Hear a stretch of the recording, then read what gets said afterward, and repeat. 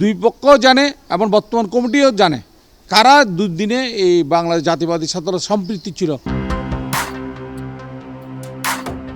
আসসালামু আলাইকুম দর্শক, স্বাগত জানাচ্ছি দৈনিক আজাদীর বিশেষ আয়োজন কেমন নেতৃত্ব চাই প্রোগ্রাম। সম্প্রতি চট্টগ্রাম মহানগরের থানা ওয়ার্ড পর্যায়ের সকল কমিটি বিলুপ্ত ঘোষণা করেছে চট্টগ্রাম মহানগর আহ্বায়ক কমিটি। তবে খুব শীঘ্রই নতুন কমিটি ঘোষণা করা হবে বলে জানিয়েছে চট্টগ্রাম মহানগর বিএনপি। প্রত্যেক ওয়ার্ড থানা পর্যায়ে ঘুরে আমরা জানতে চাই এবং জানাতে চাই আগামী নেতৃত্ব কেমন চায়। আজকের পর্বে থাকছে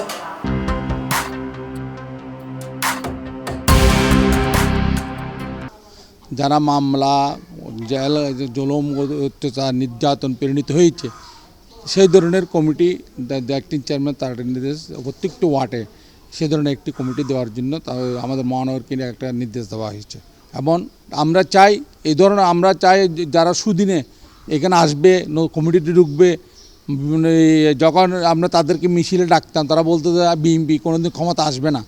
তো আল্লাহর রহমতে এখন যে কোনো একটা এখন বর্তমানে আমাদের তত্ত্বাবধায়ক সরকার আছে, পরবর্তী একটা সুষ্ঠু একটা নির্বাচনের মাধ্যমে আমরা আশা করি আমাদের দেশনেত্রী বেগম খালেদা জিয়া, অ্যাক্টিং চেয়ারম্যান তারেক রহমান অতি শীঘ্রই দেশে ফিরে আসবেন। অ্যাক্টিং চেয়ারম্যান, বর্তমান চেয়ারম্যান তো অলরেডি তিনি সুস্থ হলে দলের সাথে আবার সম্পৃক্ত হবেন। তো ওনারা সবার নির্দেশ এই বাংলাদেশ এখন বাংলা জাতীয় দল এমন একটি দল গঠন করতে হবে যেটাই যারা অতীতে এই 15 বছর মিছিল মিটিংয়ের সাথে ছিল, যারা ছিল না তারা দল কোনো অবস্থা আসতে পারবে না। এটা আমাদের নির্দেশ। বিশেষ করে আমি বলবো তো অ্যাক্টিং চেয়ারম্যানকে অনুরোধ করবো, ওনার নির্দেশ আছে, আবার ব্যক্তিগতভাবে অনুরোধ করবো যেন কোনো অবস্থায় তারা যেন যারা দলের সাথে দুদিনে মিছিলের সাথে ছিল না, ডাকলাম আসে নাই, তারা যেন কোনো অবস্থায় কোনো কমিটি যেন না আসে।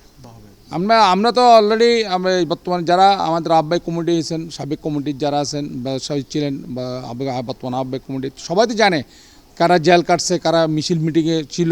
এই 15 বছর সাবেক কমিটি যারা নেতৃত্ব দিয়েছেন তারা দেখেছেন, বর্তমান কমিটিও দেখতেছেন।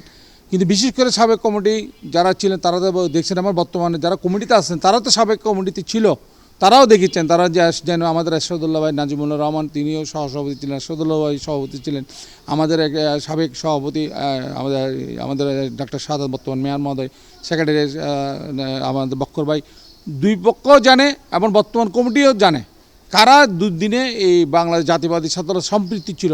মানে যে কোনো আন্দোলনের মধ্যে ঝাঁপিয়ে পড়েছিল আমাদের সাথে।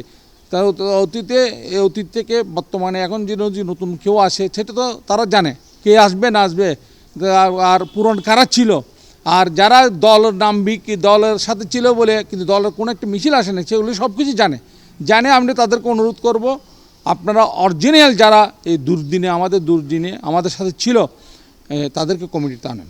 সদ্য বিলুপ্ত কমিটির যারা নেতৃবৃন্দ ছিলেন তাদের মন্তব্য নিয়ে আজকে আমাদের প্রোগ্রাম সাজানো হয়েছে। এর পরের পর্ব আমরা ধারাবাহিকভাবে প্রচার করব, আপনারা সাথে থাকবেন। আসসালামু আলাইকুম।